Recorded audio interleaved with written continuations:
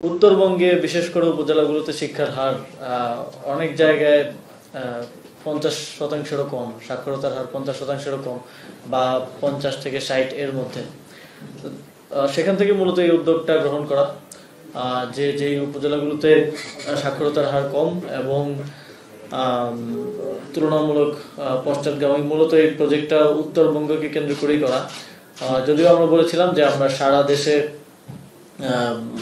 প্রত্যেকটি উপজেলায় এই লাইব্রেরি করতে চাই। আমাদের জুলাই গণঅভ্যুত্থানের একটা অন্যতম আমাদের ব্যানারের নামও ছিল বৈষম্য বিরোধী ছাত্র আন্দোলন।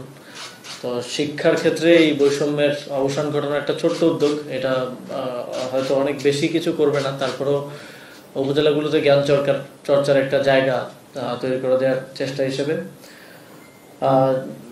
যথাযথ পরিকল্পনা, নিরলস পরিশ্রম এবং সহযোগিতার মাধ্যমে দেশের 11টি উপজেলায় 11টি জেলার 44টি উপজেলায় নবনির্মিত আধুনিক ও বহুমুখী লাইব্রেরি আজ আনুষ্ঠানিকভাবে উদ্বোধনের মাধ্যমে জনসাধারণের জন্য উন্মুক্ত হচ্ছে। প্রায় 5 মাসের মধ্যে এই বিস্তৃত প্রকল্প সম্পন্ন করতে পেরে আমি প্রথমে প্রকল্পের সঙ্গে সংশ্লিষ্ট সকলকে বিশেষভাবে ধন্যবাদ জানাই। এটি কেবল নির্মাণ কাজেই সমাপ্তি নয়, এটি আমাদের প্রতিশ্রুতি, আমাদের দায়িত্ব এবং দেশের শিক্ষিত জ্ঞানভিত্তিক সমাজ গঠনের এক গুরুত্বপূর্ণ অঙ্গীকার।